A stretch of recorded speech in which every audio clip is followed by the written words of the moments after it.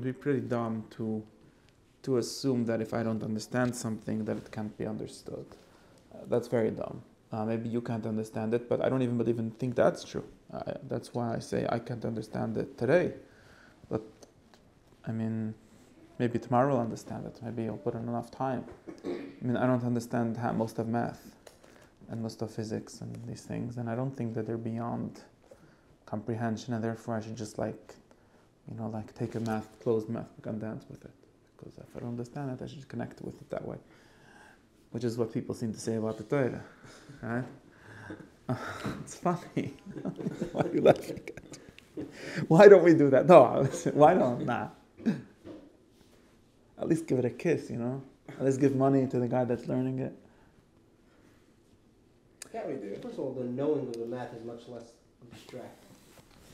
Notwithstanding the subject matter, but at least whatever it says there, it might have abstract subject matter there, whereas in areas that seem to be more abstract.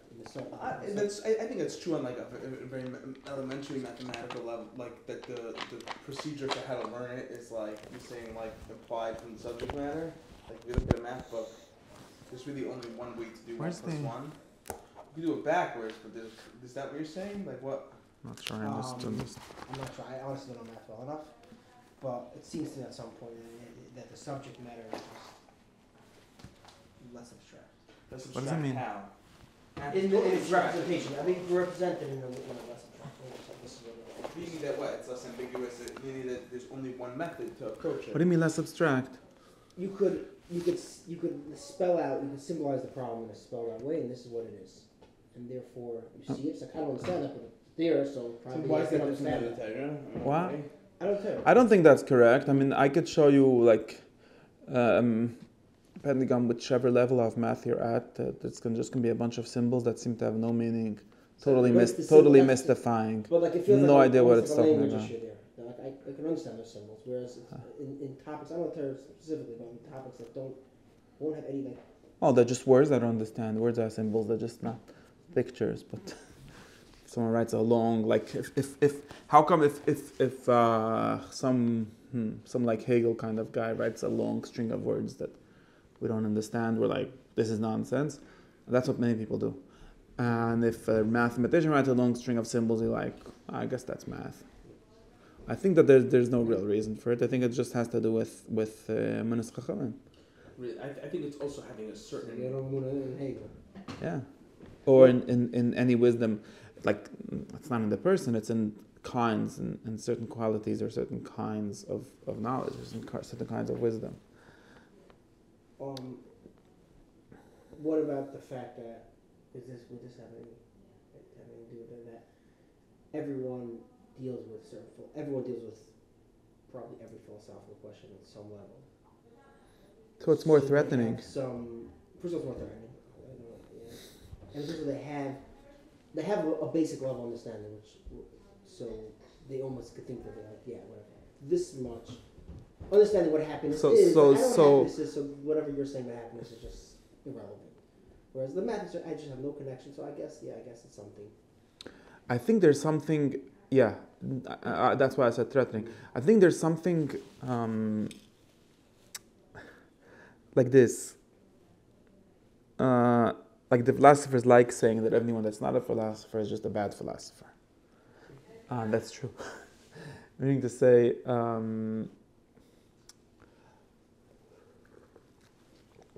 so this is trying to get something I want to get to. Do you know William James' article, The Will to Believe? Mm-hmm. Yeah? So William James looked that there's different questions. There's like a question of how many. What's the Rambam's question of something? The Rambam has an example of something that we can't know. It's is the amount of stars an odd number or an even number?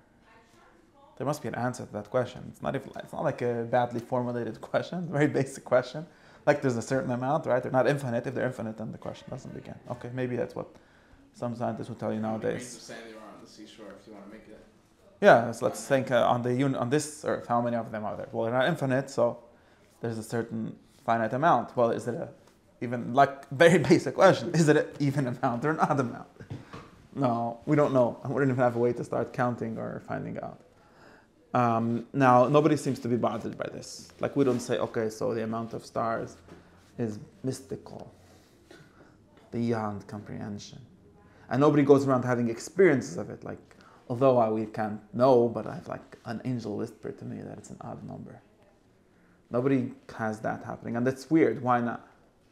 Like, like, people are always pretending to be like straining at the end of human comprehension, and then having angels whisper stuff to them, right? Which sort of makes sense if you think there's like angels or gods that like care about human knowledge, and like, okay, you've done all you could, now I'll help you out, Well, of course you have to do all you could, but that's a different issue. But that doesn't happen with questions like this, right? Or like all kind of random math questions. Actually, sometimes does happen, but doesn't usually happen.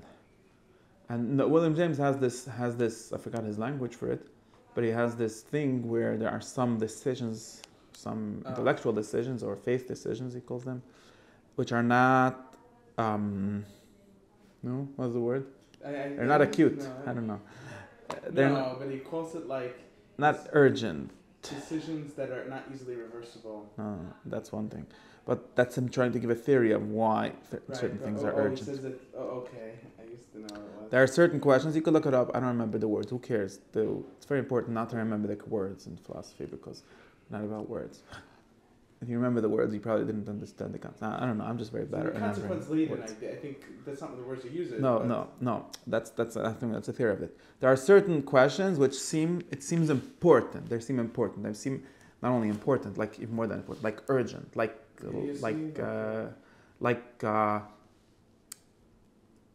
I need to have a decision right now. And he tries to figure out criteria why, when, which things are important, like things that, like you said, like maybe if I won't decide, I'll lose it, or things like that, or like you only live once. That would be like a theory, like you only live once, and it makes a big difference if you live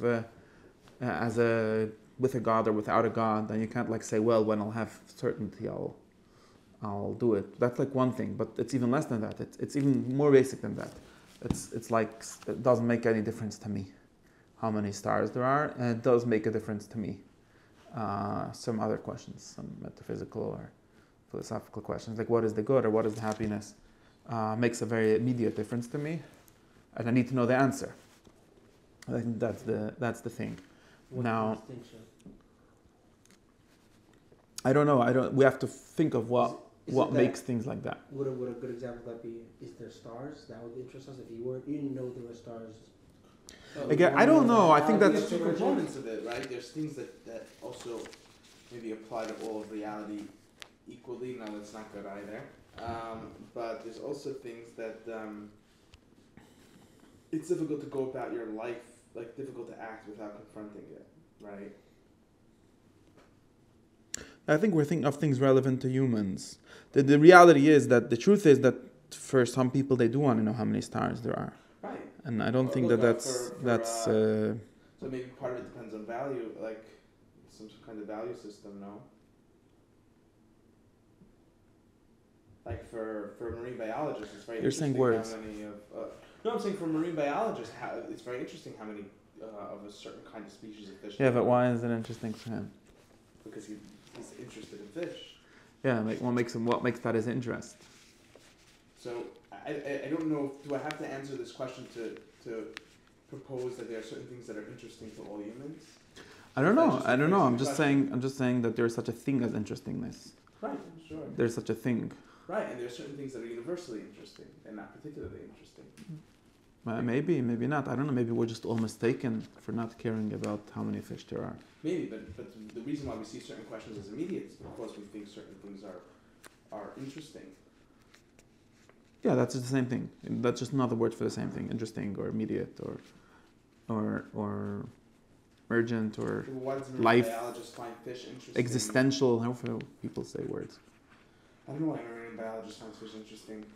Right. What I'm saying is that I don't think this is something we can't easily. This is very important to me. I don't think it's easy to go around to say these questions are not interesting.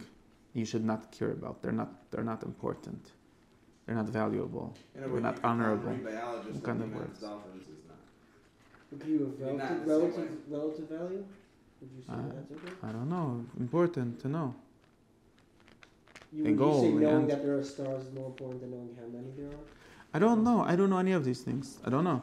But I don't think that, I just don't think that we know the answer to this question. Maybe the answer to this question is connected with knowing all the things. And maybe if you know all the things, you would know which ones are important and which ones are not. But since we don't know all the things, we definitely don't know which ones are important, then you might have to find out first all the things just so we can decide which ones. Right, but I'm saying is we definitely, not we definitely, but I think that there's an understanding that we definitely value the things that apply to more of reality than the things that apply to less of it. So I don't know. You're giving a theory, maybe. Maybe some people would tell you the opposite. Some people will tell you we care about the things that are relevant to us. Like I need to know when the train comes. It's very important because I gotta get somewhere and I need to go on that train. Tomorrow won't be interesting to me at all, but today it makes a very big difference, and so on, and things like that. Or I'm a business person, so I need to know if the interest rate will go up or down, but anyone else doesn't care, and it's not not valuable knowledge to them. These are all, of course, how do you call it? Instrumental uses of knowledge, right? Or we can talk about the same thing, things that people want to know for themselves. Some people seem to want to know. See, this becomes a big problem because the moment you accept the instrumental value of things, then you really lost the value of knowledge, which is, I think, also a big problem. What is that article you posted? I don't know which article I posted. Zohar article. Yeah, nothing. Don't please. I can't talk about articles. Let's talk about things. No, it's just it was about that. About something. Everything is about a lot of got things. into activism over. Yeah, that's also true. But what I'm saying is, we started trying to think something. We started thinking. I wanted to say something, but everything is connected with everything. We started with a problem where people the question that we start with, and this is an important question. This is like the one question that I care about, and for a lot of years, is this question of limits of knowledge. Okay, and the reason why we have to say this, the reason why we get into this question, and the reason why I hate it when people talk about it, is mostly because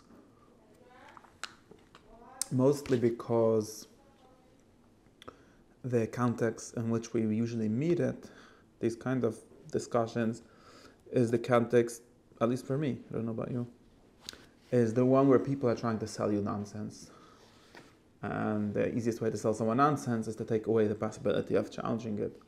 And the easiest way to take away the possibility of challenging it is by claiming there's no such a thing as a challenge. Therefore, you sort of either just believe what I say on faith or not, but there's nothing to do with it. There's no way to, nothing. That's the debate. They're like in reality, and this is something. No, this is not quite accurate. You know this context, right? Everyone seems to do that. In some sense, this became like the strategy of religion writ large. Modern religion in all kinds of different ways. It became like the strategy of modern religion. It's like the religion of the gaps, and in a broader sense than the God of the gaps, like in a more problematic sense, in the sense of since science can't explain this, so we can just say whatever we want about it, and that's what gives us authority. And that seems to me, I could accept we could discuss if science can say it or not, or if philosophy can say it or not, but even if philosophy can say it, I don't know, this is the most basic problem, right? I don't know how you get to your saying all kind of random stuff. Like, where's your authority from? If it's not from knowing, so what is it from? People start saying, well, it's from feeling or from all kind of words, from revelation. What revelation? But that doesn't help much, because the moment you lose any criteria of checking if anything is correct, you seem to be entirely lost, as far as I can tell.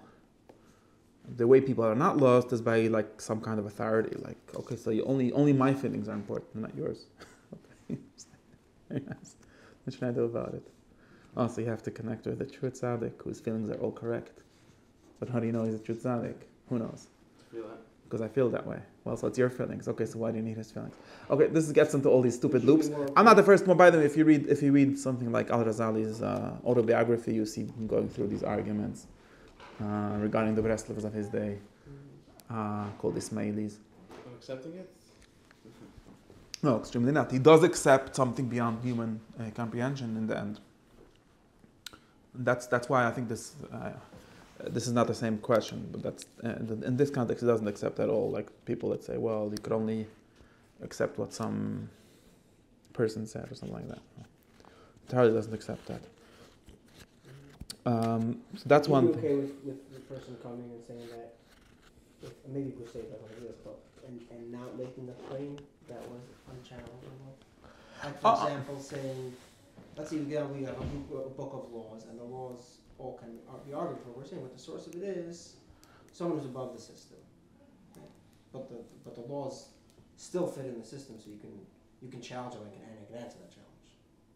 Attempt to, at least. I'm not saying you can't challenge it. Well, you could challenge the internal logic of it. Yeah, you could. Like Reb Chaim about the whatever. Yeah, but what's the point of that? So it's not just not adding anything. That's just distraction. That's just people bamboozling you with a lot of logic that's irrelevant to the main question, isn't it? I don't know if that's what you're talking about.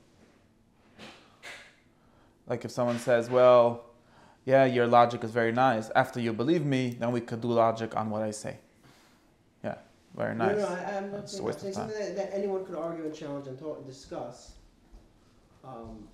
Just saying that, let's say the source of it is something that's above the system. It's not part of the system, so... That's fine, but why would I... But the thing itself, you can ask all the questions you want. Why would I care about that system at all, to begin with? What does it mean make sense? Because you can argue, I can argue for the system, and you can challenge it even, and I think there's good arguments back.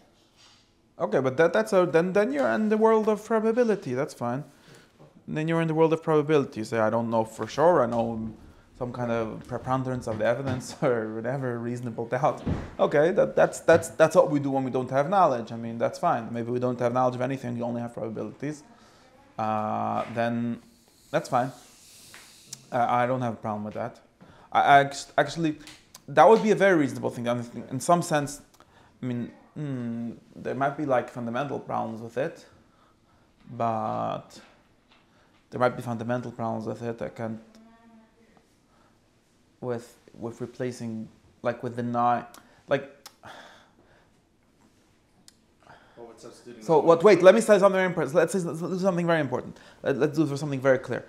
You could say, which I'm sure many people nowadays say, something like, and not only nowadays, forever, these criteria, these like very strict criteria for knowledge, things like being absolute, things being unchanging, things being self-demonstrative, all kind of words are humanly impossible, at least for almost everything relevant. You're never going to have that knowledge. And therefore, you just work with probability. We live in a world of doubt. We do svek and raiv and chazaka. And this is what human knowledge is all about. That is a very reasonable thing to say. I was thinking about something. That's a very reasonable thing to say. What that doesn't get you is anywhere beyond human knowledge or anything even more certain than that. It gets you less certainty, right? In other words, we sort of know what certainty would have been, but we don't have it, sadly, almost for anything relevant. Like, for example, and I'll give this example because this is sort of William James' example. Like, this is going back to like where we have to. So, in other words, against this, you have the argument against this, like assuming this, and this is what. I mean, many scientists or people will tell you this, like, we don't really know, we just try to make sense in a probabilistic way of what we could. I just like to consolidate all the probability in the beginning. So, is it possible that we know things? Is it possible that we don't know things? It seems more likely that we know things. Do you have to reintroduce that dilemma at every single step of knowledge? Yeah, of course you do. It doesn't, because it's a transferable property. It's how do you call it? It's not transferable. That's a word.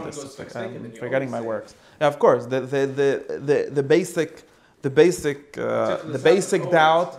The basic doubt goes down the levels. It doesn't. You can't say, well, since we're ignoring the question of absolute skepticism, so now we have 100% knowledge. No, we don't. So at least take off whichever percentage seems reasonable to you. We don't have probable knowledge. We have probable 100% knowledge, which is a different way. No, I don't think so.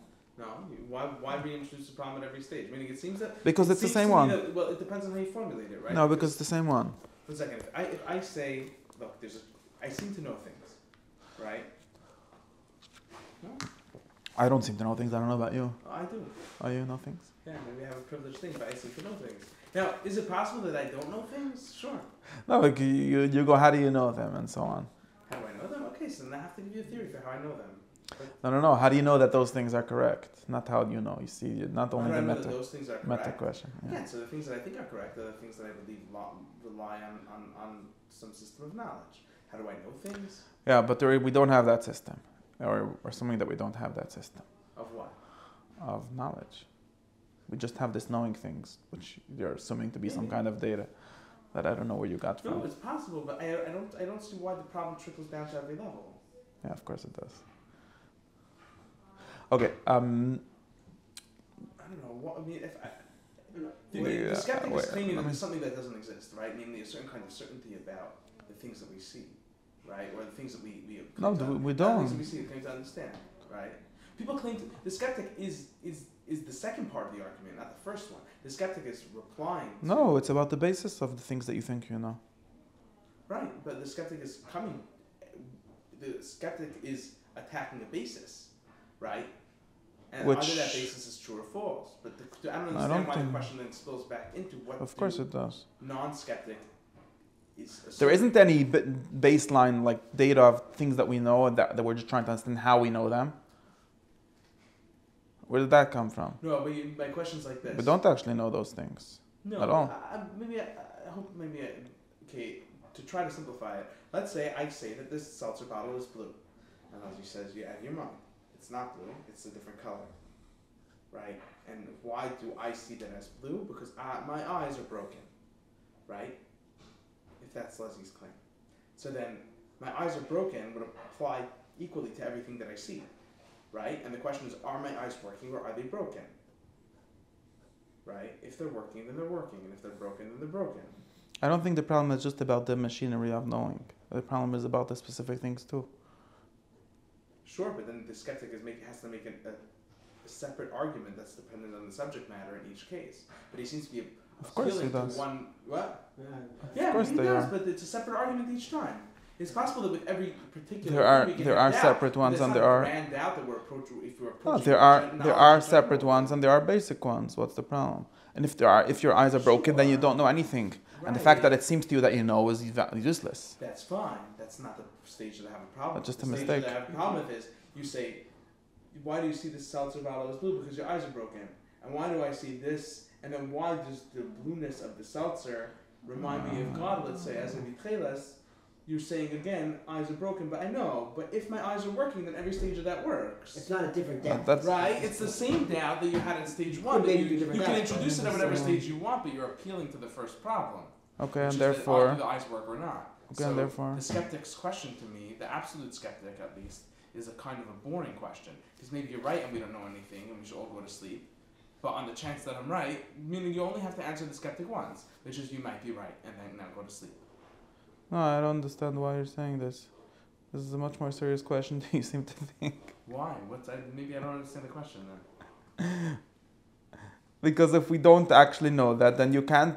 It spills over to all the things that you know. You only know Of them course it spills uh, over. But con- from the uh, question on- is, on- if on the building condition. If the building is not built on a foundation, then it crumbles. But if there's a foundation, No. then it The stays thing up. is, the And thing it's is, the one or thing the is that other. again, no, it doesn't stay up. That's not true. If there's no foundation, it doesn't stay up, and not only does not stay up, but you have no way of deciding if the next one will stay up.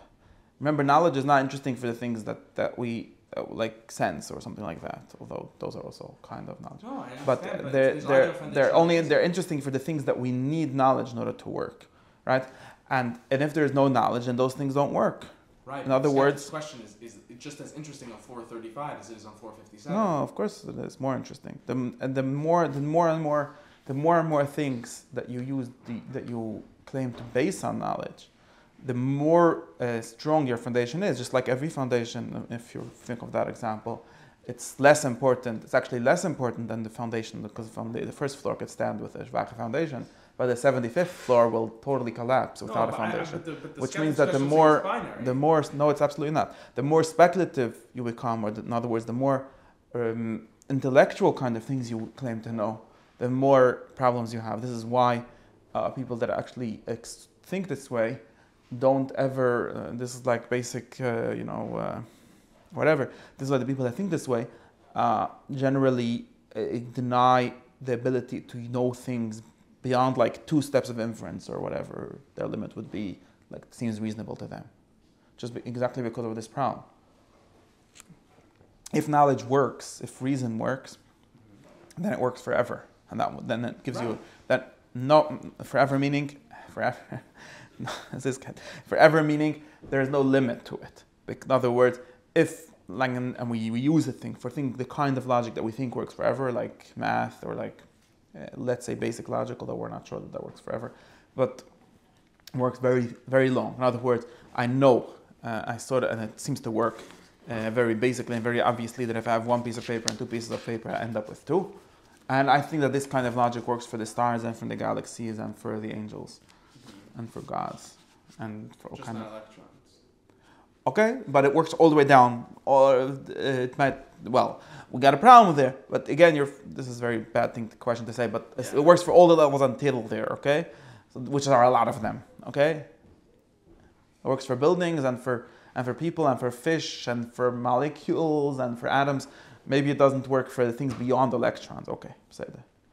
Maybe it does, maybe it doesn't. At least we could at least formulate the problem by saying it doesn't work, so it sort of works, right? Anyways. Now that means that we're very much reliant on this like first thing, because we didn't, nobody ever saw the stars or the whatever. We sort of only saw them. Of course, it becomes more interesting. Of course, it does. Of course, it becomes a lot more. It becomes a lot more acute because we only saw them. We saw these things with these glasses, which, if they're broken, not everything is broken the same way. Absolutely not. Why not? Of course not. Why not? Meaning, if my way I of knowing I told you. is flawed, then No. it's as flawed about buildings as it is about elephants. That's yes, but we don't know them. The bigger things or the further things, like the further inferential things, are known much more relying on this machinery to work. Yeah, than sure. the other It things becomes are relying. more reliant on it because Exactly. to know that there are 2 atoms relies on math more than knowing that there are 2 elephants. Exactly. But So the question is it's a much more important. It's only more colorful, but not more. There's nothing more interesting to me in character about the question. Of course, it's it's more relevant. If you don't trust it, then you're gonna trust it. Everyone, according to as much trust as he can give in it, will trust it up to that point. Really, I think that once we doubt it, why not doubt it on every level? Again, because every level adds you another doubt. Maybe it only works. In other words, if you like explain the doubt, you'd say like maybe it only works for things with your eyes because there's someone that behind the screen that does that, but that guy doesn't do it once you get to the level of relevance or whatever.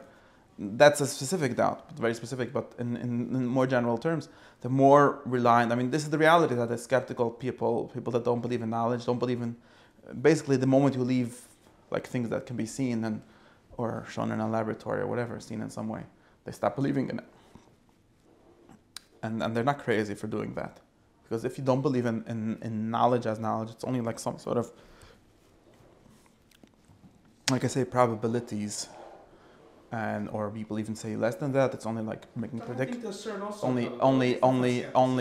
Wait, it's only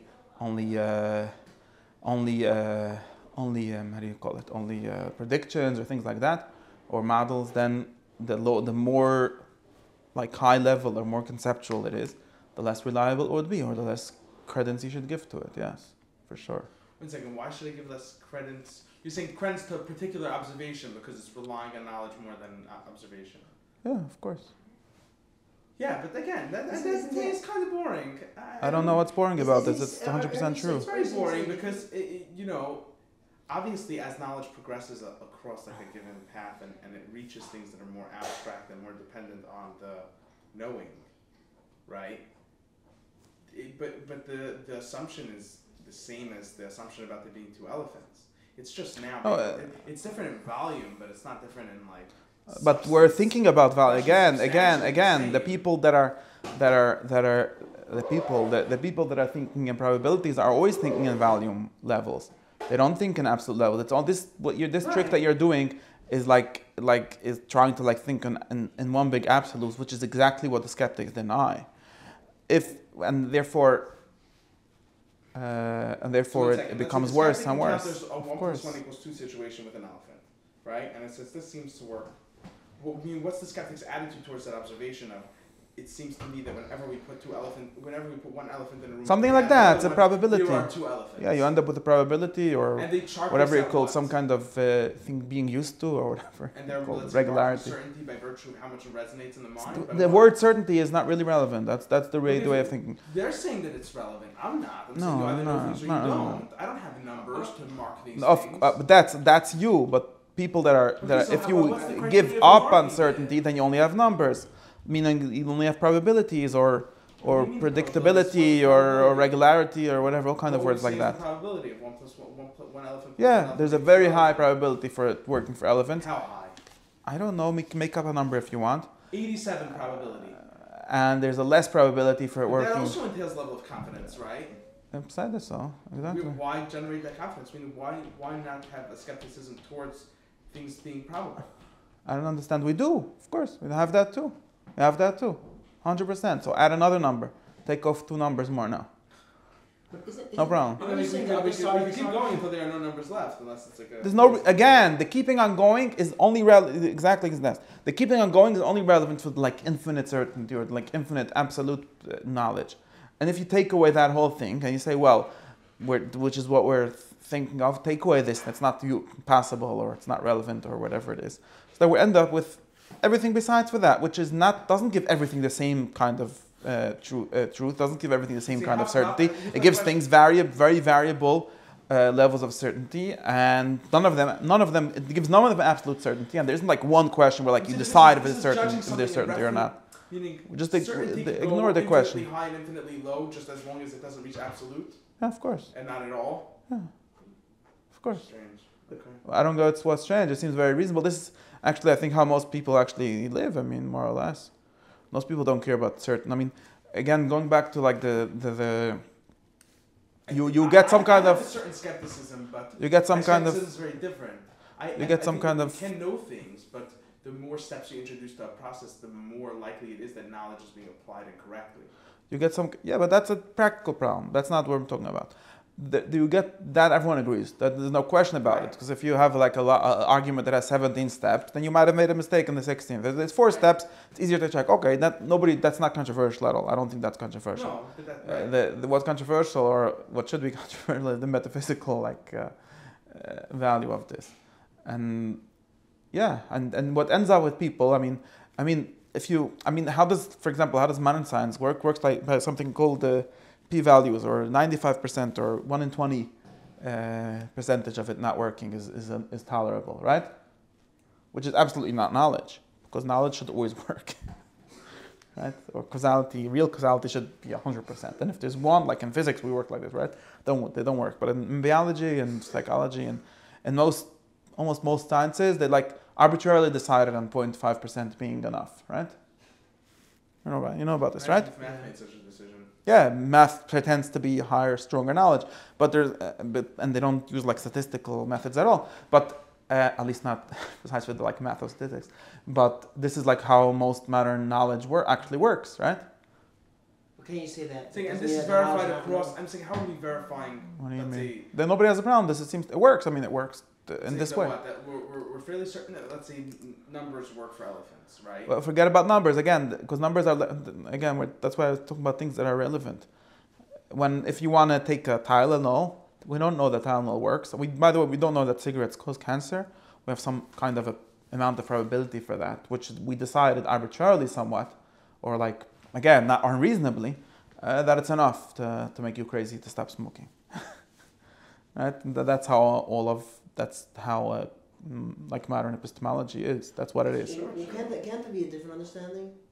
Is that it's not that it's not knowledge, it's just that the knowledge as applied will That's have saying the same exceptions, thing. and at what point are you saying anything? But again, But if knowledge the is good for relevant anything, things. It's good for everything.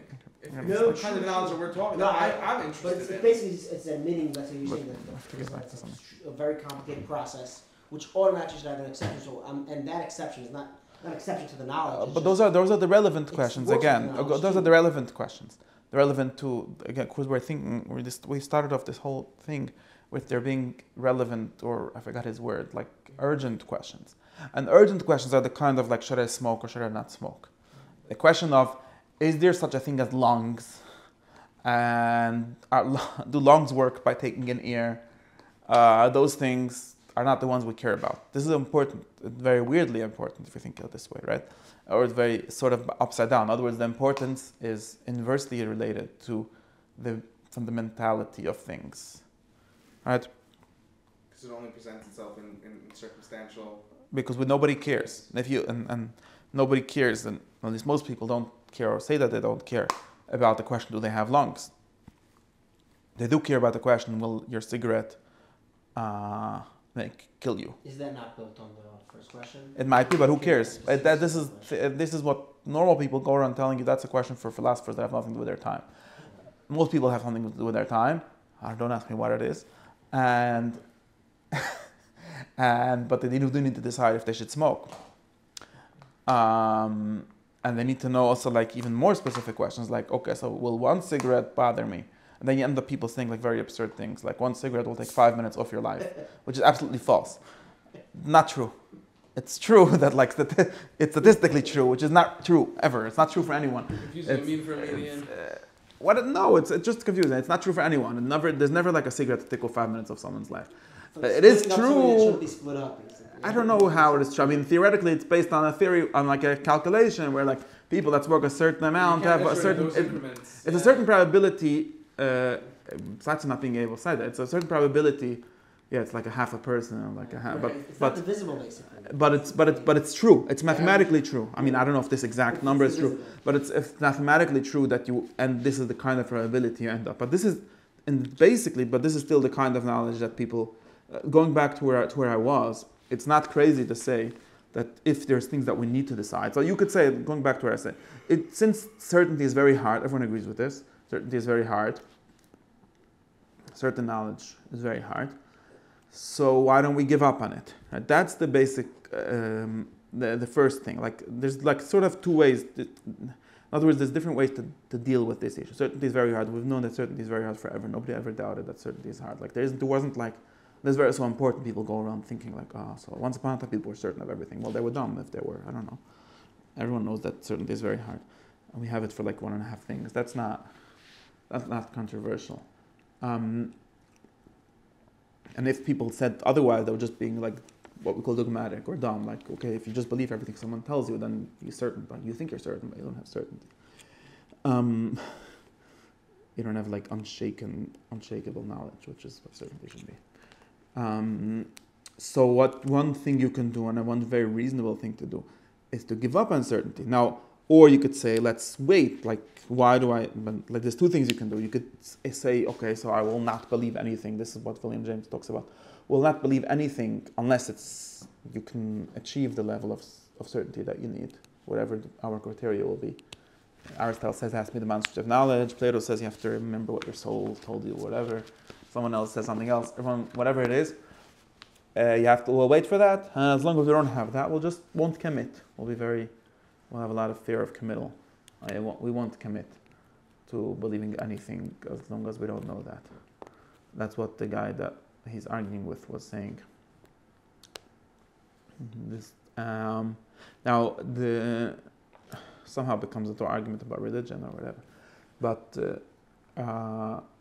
the answer, like the thing that William James claims, and this is the reality for many people, whether he's right or wrong, this is a real question, because it's very problematic what happens when you think like this. But what he says is, well, okay, so let's give a stupid example. Like, I don't know if this woman will be a good match for me, and I definitely don't have certainty, so we just won't get married ever. Because I mean, this is like the one commandment of like being a rational being is don't buy things that are not rational, like don't decide things that are not true, right? That you don't know to be true, even. Let's say there's such a command. So then the problem is, okay, so you are deciding, so the other side is also a decision. So maybe that would be like the real word for things that we can't not decide. The things that were the default is also a decision. Like you say, okay, so not being married is also something. Just because it's the Sheva al Tas, it doesn't mean that it's like free, right? There's cost to that too. Or like William James has things, and Pascal, they'll say things like this, like not believing in God is also a decision. So you say, well, we don't have certainty that God exists. Okay, we also don't have certainty that it doesn't exist. And saying, well, like, the new atheist state, like playing this game of who has the burden of proof, but that doesn't change anything, because in both instances you decided something, and it seems to be important, or there's a cost to both sides, and you can't just say, well, I'll wait for the evidence to come, or maybe you could. I'm just saying you have to. What could you do with So wait. So there's two things that you could do. So the thing that I'm mad at is the people saying I need certainty, and since I can't buy it, I'll just invent it. And therefore, let's pretend, or we'll like give all kind of fancy words or fancy. I don't know. Maybe I'll just get drunk enough until I don't think, and that we'll call that certainty. There's all kind of very weird things that people do, and I understand that they're doing this for a very strong need. That's why that's what I was beginning to in the beginning. All said that. Philosophically, this seems very dumb when you put it like, so I can't know, so I'll just pretend to know. Like, what's the point? What does that even mean? It doesn't mean anything. But if you understand that as I need to know, but I can't, but the need is very much pushing, this need is a real need. And just like our example of getting married, it's a need. You need to decide, is it this one, or is it a different one, or is it nothing? I don't know, we got to decide. And this need needs to be fulfilled immediately. You can't say, okay, so maybe you should wait until you learn. Like we're saying, like, you're just too dumb. Okay, so who's the smart, and like who's the guy that has the Excel sheet to tell you if you should get married with this girl? There's people with that sheet, Well, seriously, it's not. Whatever, nobody. So it's a decision that you can't suspend. Uncertain things. How is it even possible? What? How can you avoid not doing uncertain things?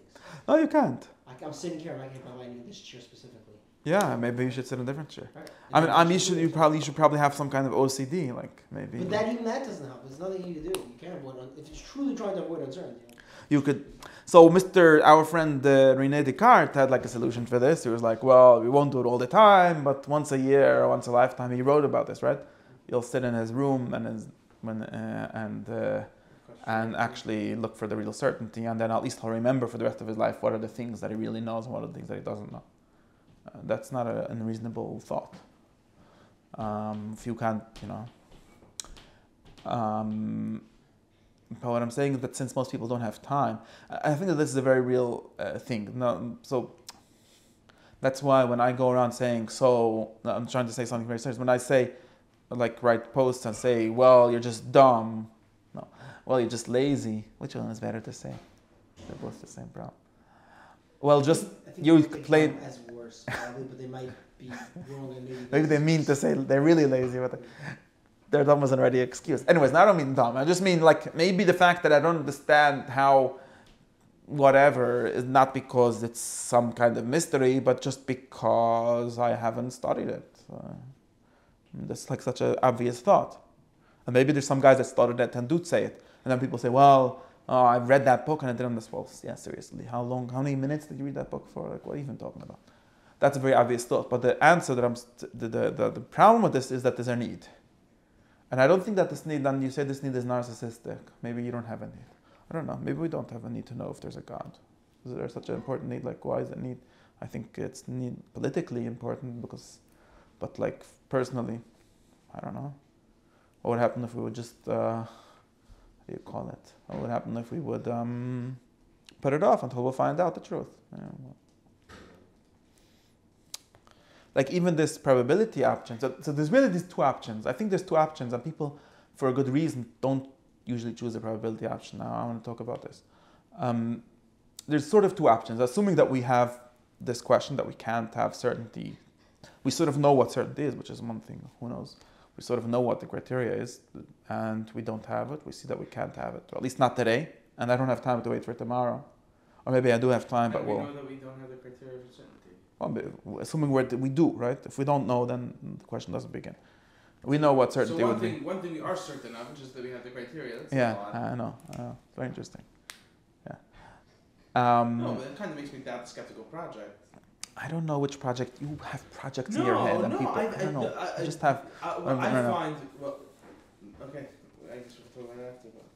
I don't have. I don't know about any projects. I mean, I know a lot of projects. No, I don't mean that there's some organization called skeptics. I mean that the idea of being systematically skeptical at every level. Like it's very boring if like you have an argument with someone after 25 minutes. Boring is not an argument. Then, no, I'm not saying it's an argument, but okay, I think it is. Anyways, everyone knows that we don't know that we don't have this kind of certainty that we want. I mean, I don't think it's so complicated. Whatever the criteria is, I mean, the basic criteria is that when the theoretical Epicurus comes, you don't have an answer for him. I mean, it's not so complicated. We don't have to get very fancy about this. We can't be Mekayim the mission of Damash Tasur Epicurus because we don't have an answer for him. I mean, whatever, I don't know. It's not so complicated.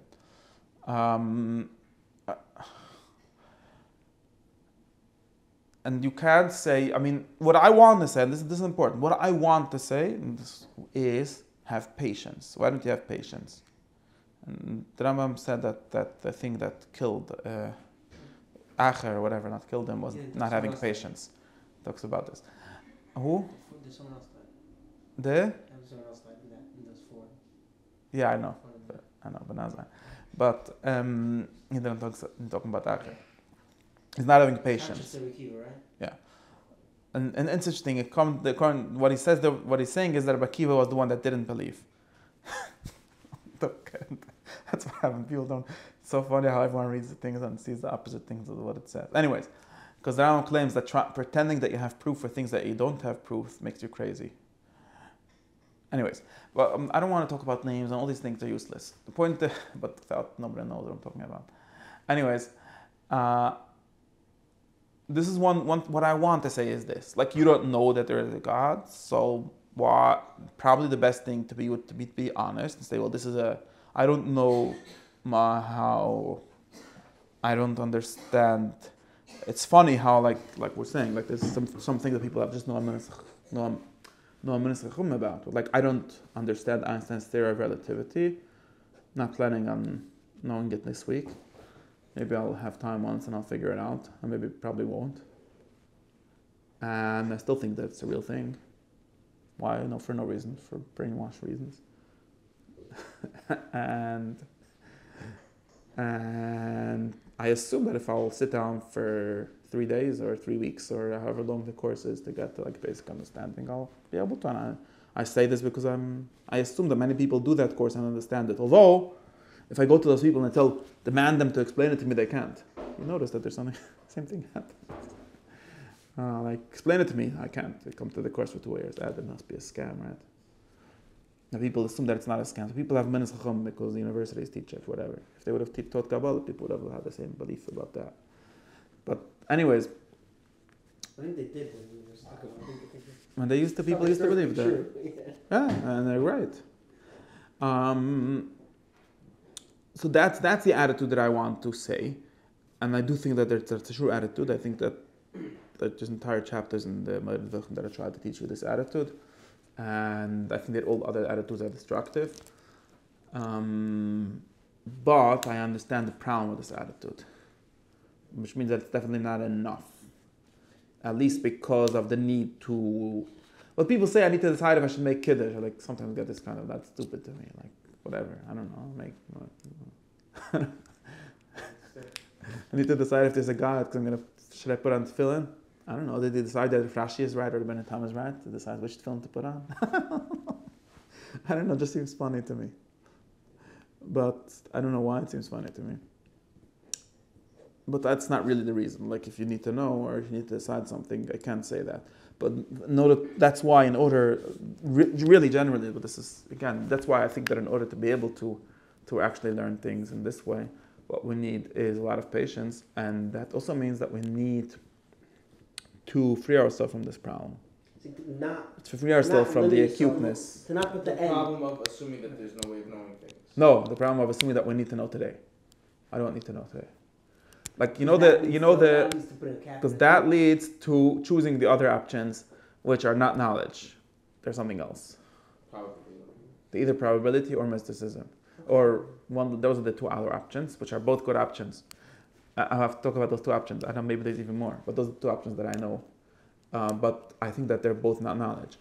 And in order to be able to work in the third option, we would have to somehow, how do you say, somehow calm ourselves from this need, from this very acute need of knowing today. And I really think there's like one of the ways that this is traditionally done is as esotericism. This is a secret. We learn it when you're 40. What do you mean I need to know? You don't need to know. What do I need to do? Well, you need to put on film.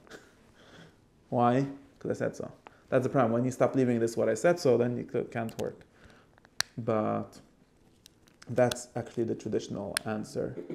And I think it still works. God, why can't it work?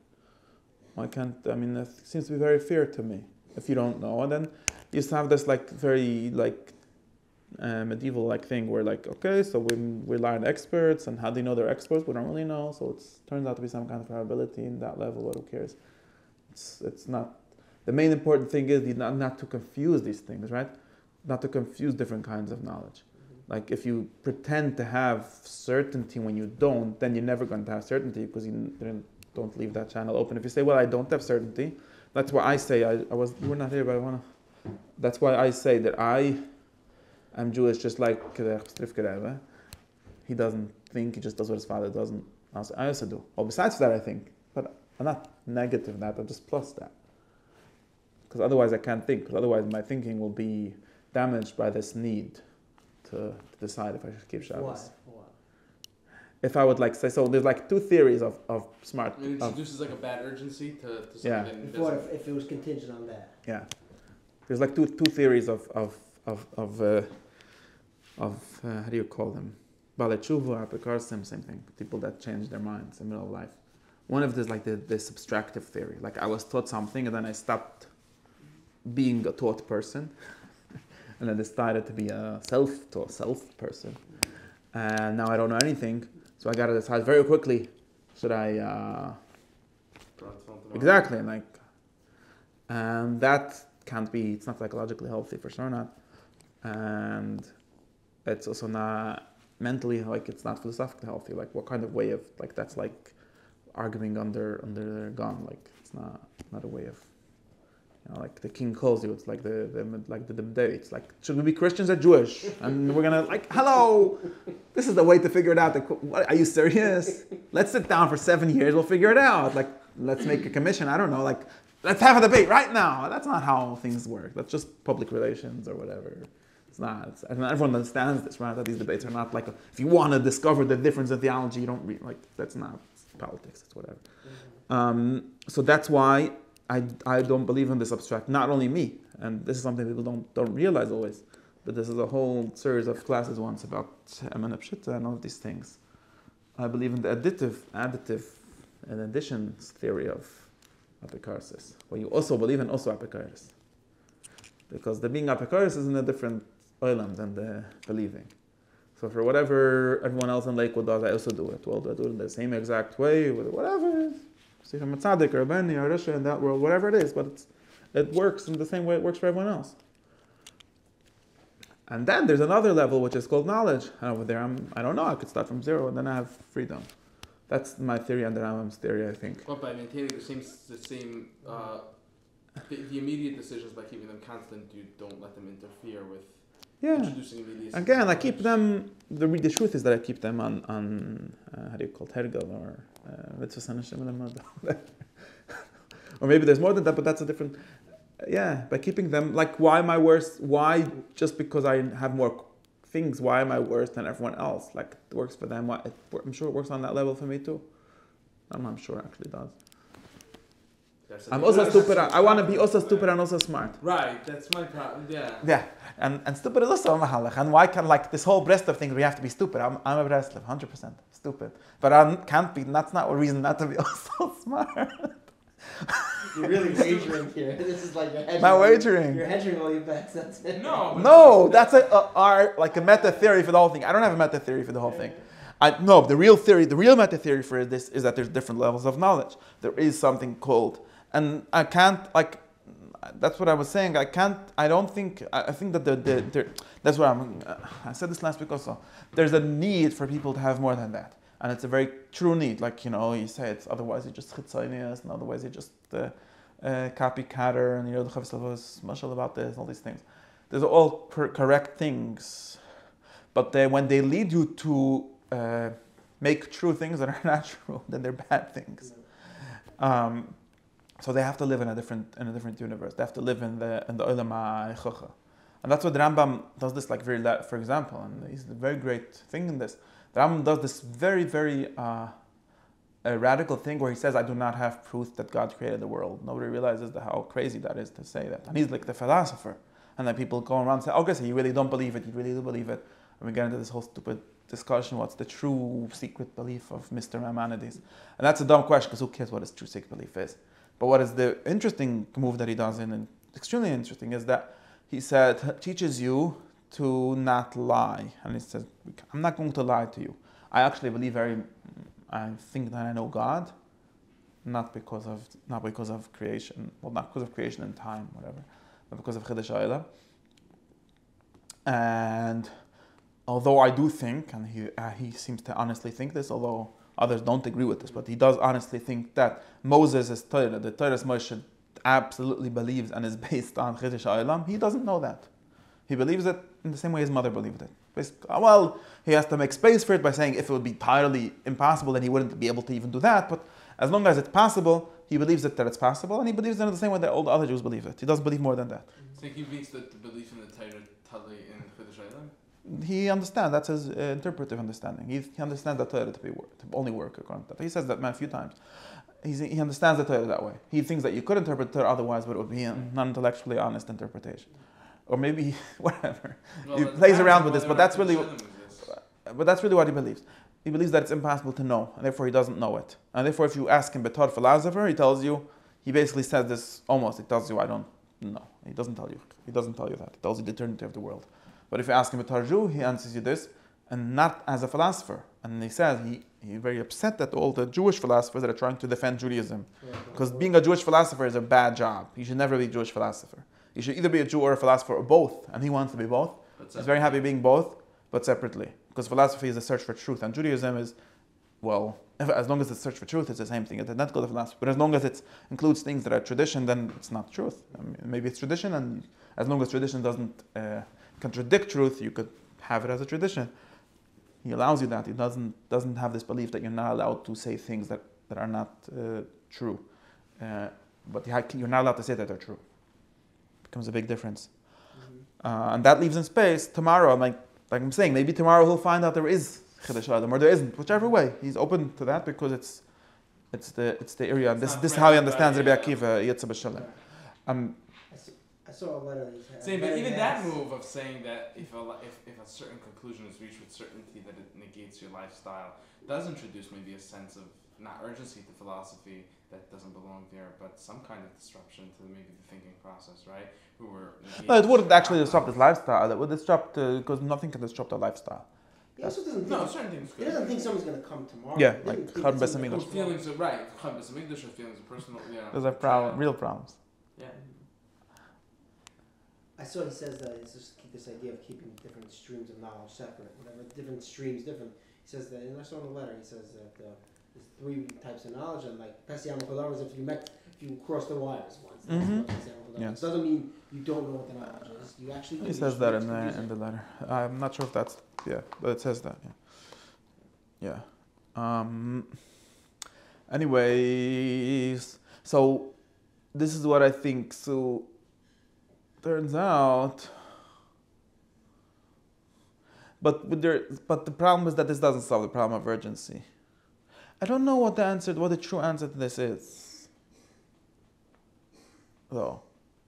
Because what if someone says, okay, that's all nice, but I do have a soul, I do have a mind, and I'm not interested from my mind to be an atheist until I figure out if there's a God, or halchatzi atheist. I don't know, whatever. I do want to have a. I mean, why do you want? I don't know. That's a really funny question. You know this story with the Tzemach Tzedek. You know, that the Lubavitch is like. The guy came to him and he said, he has kfira. He has a pekassische thoughts. So Tzemach Tzedek said, okay, ma baya. He says, what do you mean? It's a pekassis. He says, oh, so you're not an apikoidis. You got to decide. If you would be apikoidis, you wouldn't have a problem with it, right? Yeah. But this is such a good word, and it's like used in some stupid Hasidic way. So every Yid has munah or whatever. No, well, if you would really have a doubt, then you would really have a doubt, then you wouldn't have this problem. So you don't really have a doubt. So okay, figure out what that means. I don't know. And I think that if you could actually have this distinction of like. It's like the thing of like decisions that are not what's the language people are busy with, decisions. Not rational. No, that like that there are certain kinds of decisions that they can't be arranged in like a hierarchy of values. So if a person wants to choose, I think like the example that I heard once is if someone's coming towards you and they, you want to say something nice to them, but you also feel this urge to say something mean to them. Those two, you're not evaluating them from the same perspective. You either assume the identity of the person who chooses one way or the other. It's not like, well, which one should I do? Should I yell at him? Should I whatever? It's almost like you get overcome by one or the other, and you're not evaluating them like you evaluate, well, should I eat the cake or should I eat the ice cream? And you don't know which one gives you a more satisfied outcome. Isn't that like, I don't know, isn't that the problem where people do things they don't want to do? Okay. Yeah, this is part of the problem. Or they want to do them, but they want to do them as someone else. Yeah, whatever. No, it's not a problem. Yeah, but it doesn't work for beliefs. I don't think it's works for beliefs. No, beliefs definitely doesn't work this way, which is probably the hardest part. Well, I think it doesn't work for beliefs, and it doesn't work. I mean, unless you think there's a mitzvah of believing, then it might work. I don't know what that mitzvah means. Not me and Rabbi Kreska don't know what it means. And I don't think the Rambam either knows what it means. In other words, he only thinks it works for people that want to be told what to know. Or that it works in that sense, but it doesn't work in the sense of you must believe. That doesn't work. That's the best one. Anyways, but I think that the immediate problem is a real problem because none of us have enough time, and we need to. That's why we need to solve this problem. And there's these two ways. Like the probability way, so there's this Yid, what's his name? Did you see his book? Sam Lebens. He wrote a book, How It's Probable to Be an Orthodox Jew. Ends up with like 25% probability or something, and he's happy with that. I didn't read the book, I just read it. But his Mahalach is based on this, and he's an analytic philosopher, which is what makes him think that. And he's like not looking for certainty at all. He's just looking for some kind of, it should be more reasonable than not or something like that. And he makes us some math to make it work that way. I think that while this seems to be a very reasonable, normal way, like you should ask all the Breslova people why they're not happy with this, like why they need God to be for sure, what's wrong with it being 75%. But I wonder what their answer would be. But I think that it's very bad method. I don't think it's true. Because I think that, what do I think? But that it's just a bad allocation of what kind of percent is needed here. Are you doubting his methods or are you doubting the entire... No, those methods are very good for... Actually, they're not very good for anything, but... When I say methods, do you think he's come with the wrong numbers, Josh, or do you think you should... No, the numbers are made up. Whenever people do this, it's arbitrary. I don't trust anyone that does this, because I know that his result is...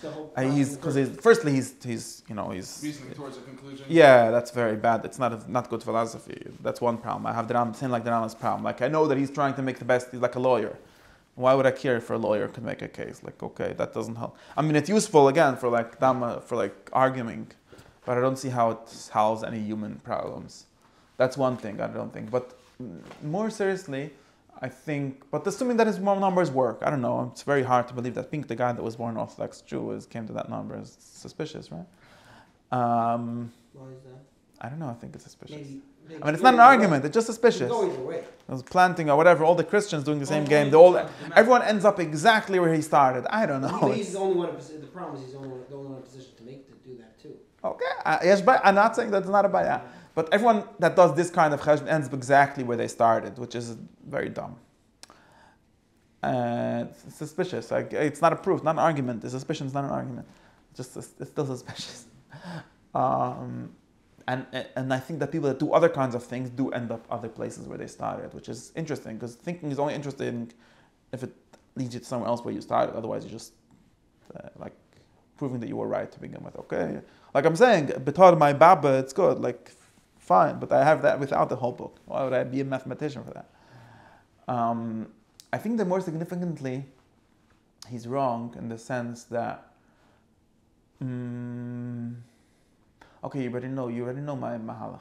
In the sense that if there's such a area of human life called religion, very bad word, Christians made it up, called God, also a bad word that the Christians made up. Maybe not, I don't know. But if there's such a thing called the absolute, that Hegel made up. Anyways, if there's such a thing, then it's actually the same thing as this kind of certainty that's impossible. And it's not really interesting if it's just like a probability. And probabilities are good for actions. Maybe even for getting married. Even for getting married, like, let's go back to the getting married example. So this is a very, very good example. And many people use it in discussions of faith and so on. And like if you're a rationalist, like you could read all these so-called internet rationalists, how they struggle with getting married. Most of them don't. But the ones that do, they come up with some theories that works like this, where there's like,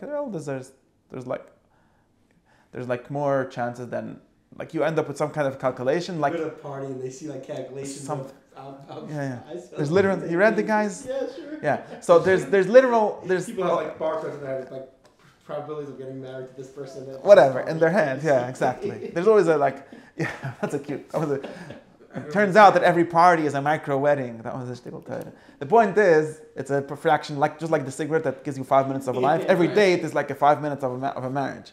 So if you do enough of them, you get married. It's not like it gets just a rationalization, just a basic thing that all humans do without these rationals.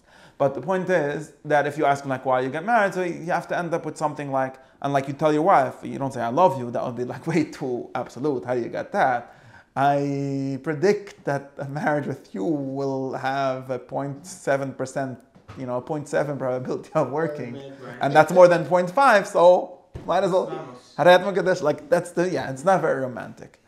And not only is it not very romantic, it seems to miss like something basic, which is that your wife won't marry unless she's that ass crazy. Which is that humans don't actually make decisions. Maybe they do. I don't know. William James says you don't interact with the percentage really when you make decisions. Right. William James is more correct than. That his son's alive. Yeah. Okay. William James is more correct in how humans work. And maybe that's just because humans are dumb. I don't know. We don't know math. But humans want, for certain things that are important to them, they're like hot to them, or like emotionally connected. I don't know how you say it.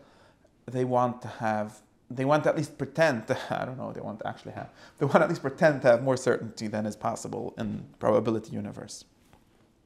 Like a 0.5, like a 0.5 is not enough.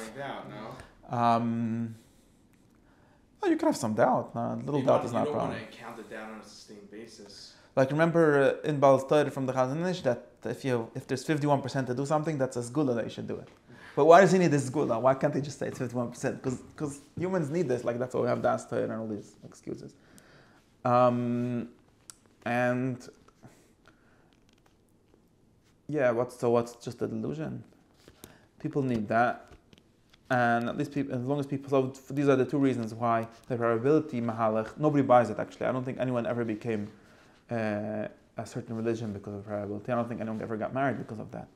So thankfully, there's like all kind of, I don't know, tavas and mishigas and that cause people to do things without being rational about it. Or aspiration. We have to get all these kinds of things. There might be good theories for this actually. There actually might be good theories for it, but they're going to be theories of basically theories of a kind of faith, or a kind of leap of faith, or a kind of believing about the aspiration. I don't know how it works. It works by believing what you will be, and like making a prediction. But and actually, according to Friston and all these tzaddikim of predictive processing, all human action works by predicting. You know this, Taylor? I like it very much. And Carl Friston says that whenever you act, the way your brain actually makes you act is by pretending that you already did it, and then wanting to make the reality match the prediction. So, and like according to this cognitive science theory, the only way to ever do anything is to believe it before it happens, which is to believe a lie, sort of. This is a big baya for this whole theory, but it seems to be like, in the more broader sense, it's actually how things work. But this is already a rationalist theory. Like if you do the hindsight theory, then it works better, right? I don't know what's the hindsight theory. The hindsight theory is that, meaning the problem is that... No, you want to be the one that already did this. Right, that's the aspiration theory. You want to become... The Kitzer Hamas is there needs to be a pshat in this, but also there needs to be something that causes you to believe that. It's not enough to have this like theory of how it works, like how does it actually happen. And like we talk about, like that's why I think, I don't know. Like the Jewish people believed so much that Mashiach will come until it sort of made them make Mashiach come. Or will make them, I don't know. One of these two things. But I think there's okay, anyways, I don't want to get too far into that theory right now. Point is that we need to, it's not enough to be probable. I don't think it's interesting. So what you do, the real answer to this is, and I think there's always going to be like different levels of this, like how much you conscious of them. But the real answer to this is that you need instead of writing this book of like how you could make like a probabilistic case for putting on the Rebbeinu Tam's tefillin, what you need to write is the book which makes the absolute case for what kind of person you will be after you put on the Rebbeinu Tam's tefillin. And although I can't prove it to you that you're going to actually get there, but by giving you that story, it's not really, maybe it's more like of a story than a case, and you will want to get there, and then you'll get there. That's really I think that most books that do most good conversion stories do this. They don't prove you anything. Instead of telling you, I have a case for you, like this 25% positive, like you end up with like the scale is tipped towards you putting on tefillin. What you do is, you give a story, or you give it's also a possibility, by the way, you could call this a possibility. But I give you a story where it allows you to imagine what kind of person you'd be after you were to put on tefillin. And that doesn't make you have to put on tefillin, doesn't make you have to anything. You could say, okay, I don't want to, or not interested. But that wouldn't be a story of maybe you will be that. It will be a story that you will be that. And although it's sort of a lie in the sense of you will not. If you choose not to, you will not. But you will choose to if the story is done well, and then it becomes the true lemafreah. Right, always. And then, but that's why I think this is why this probability theory doesn't work, because it's not how human motivation works for actions. And although all human actions are in the conditions of doubt, it sometimes doesn't work, and then you update on that, and like you say, okay, so it doesn't work, so this is not the way. But the way to find out is to pretend that it will work and then see if it worked, rather than knowing beforehand, because we don't know things beforehand. And it might be true for intellectual decisions too, in some way. Like I think that, like hypothesis, right? This is what hypothesis is, right? Hypothesis is. This is a good reason to believe in certainty. No, hypotheses are conditional certainty. They're certainty that if after I jump to the hypothesis, I will find that it works, I will believe in it. But the way I present a hypothesis is not by saying, you could say that. You could give percentage of success. Yeah, you could say that, but that's not how it actually works. You could say, well, I don't know, this is just a hypothesis. Okay. I try to find that's why I think answer if it's 1%, but I'm not going to try to find out if there's soup in the pot if it's 2%. No, that's a difference. I think that the difference is that you need to present a story which already works. So we need to present you a story which already works. And that's why, in general, the way to do this is to have people that it worked for. That's why I don't think that... It's like a reason to want to know classical music. Same idea, maybe, right? I don't know why anything about classical music. Right, I don't either, but... this is also why Amenes Chacham is the only way. Because if there's a person who's the guy that it already worked for, then you could start working with that. And they be attracted towards that. And I think this is probably the theory of why we need... Presenting certainty is also not the correct way. That's what I'm saying. If it would be certainty, it wouldn't be enough. Because it wouldn't make you have that. So your answer Want is to have you that. should live in the forest of the trees of the tzaddikim. In the yeah, exactly. That is my answer. But they have to check if they're yeah. That is my answer.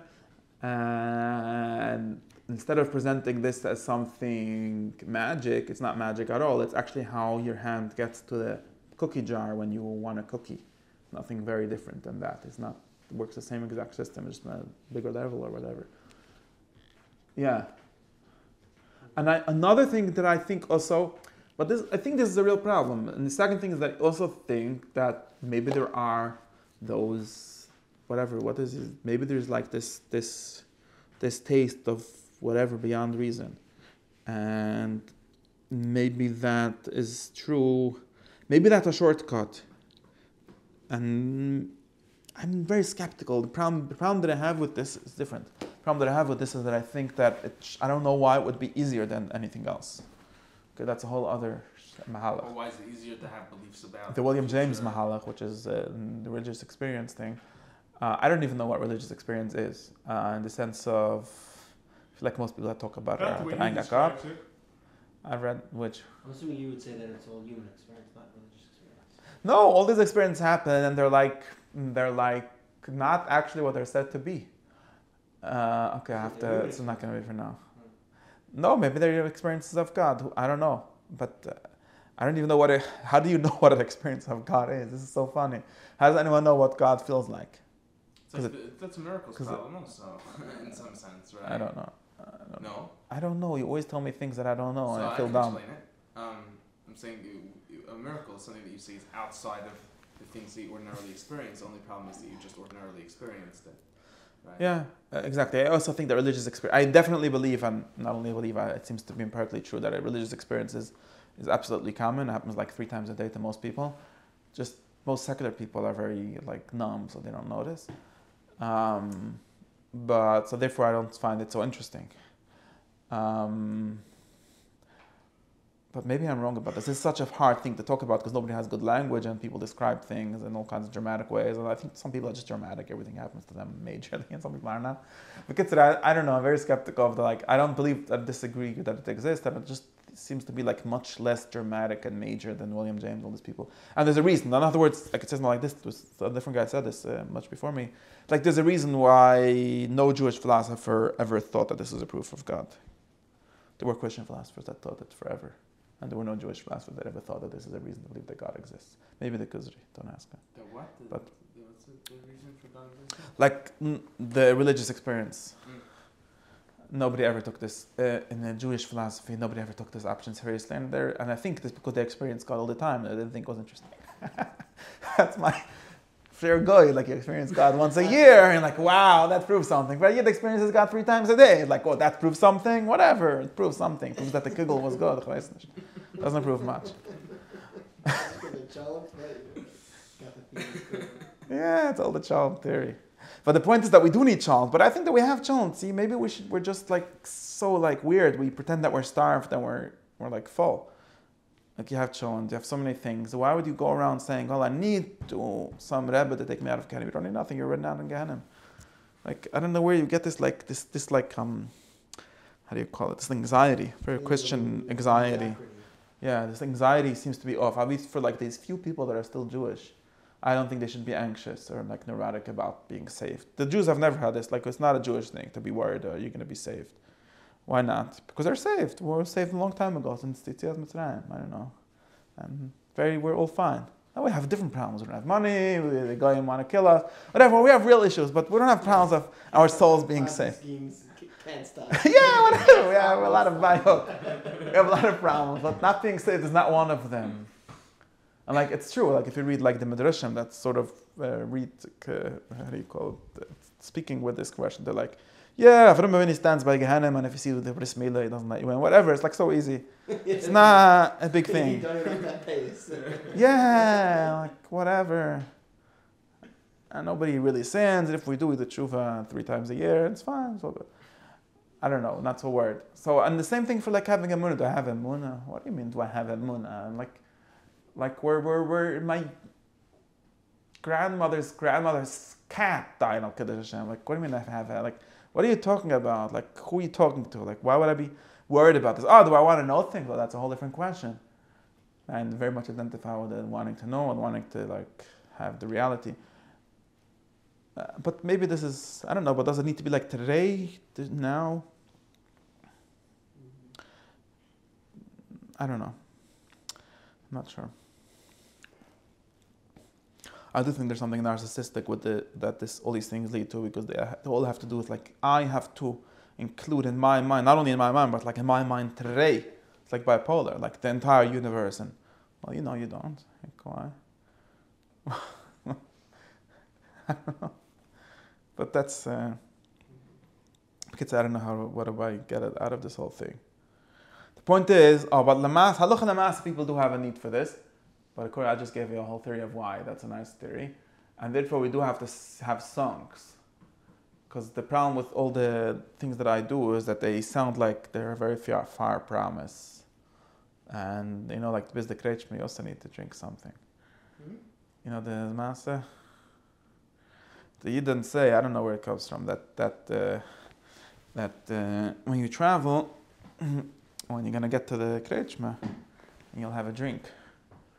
But, that's fine, but that's going to be in 3 hours. Until we got there, we also have to have a drink. So you arrive drunk to the bar also, because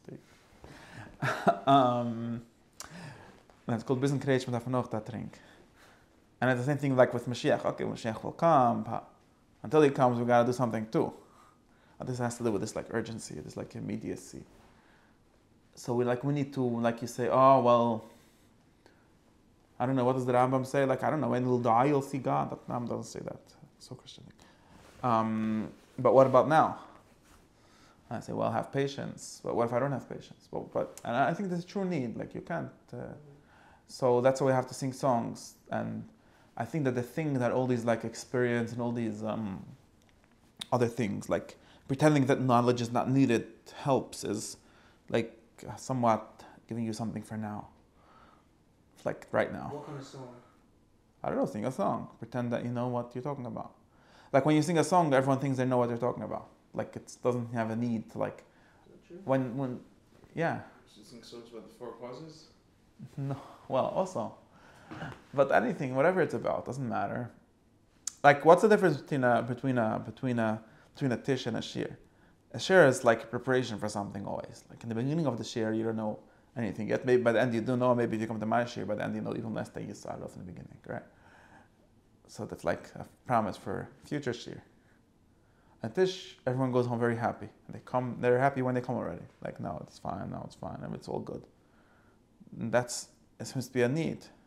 There's a need for that. If it's a need, it's a need. So that's why I say that the philosophers have to learn how to sing some songs. But my whole drush is that we shouldn't do this. I don't know, but we do need. Because otherwise you feel bad, like it makes you feel worse and worse. It's not good. I'm not following it. Good sir. Last couple steps lost me. Good sir, you know how every Yiddish drusha finishes Yibilitzi and Goyal? Like, whatever, like Mashiach Shekah, Shem Shrei, whatever. Yibilitzi and Goyal used to be a nicer way of doing it. But, like, B'ma'ir v'mani oman. What do you mean? What if the B'ma'ir v'mani oman after another two shiurim? Like, why does your shtickle Torah have to take us all the way to the Mashiach? B'ma'ir v'mani. Like, now that we'll leave a kadal on ourselves to have Shabbos 50 minutes earlier, Mashiach will come. No. Now we'll do this, and then we'll do that, and then we'll do that, and maybe then Mashiach will come. Why does it always have to be so immediate? Like, like take over miyad mamish. Yeah. So I think it doesn't have to, but it seems to be a real human need for it to be. Don't believe in Ani anymore.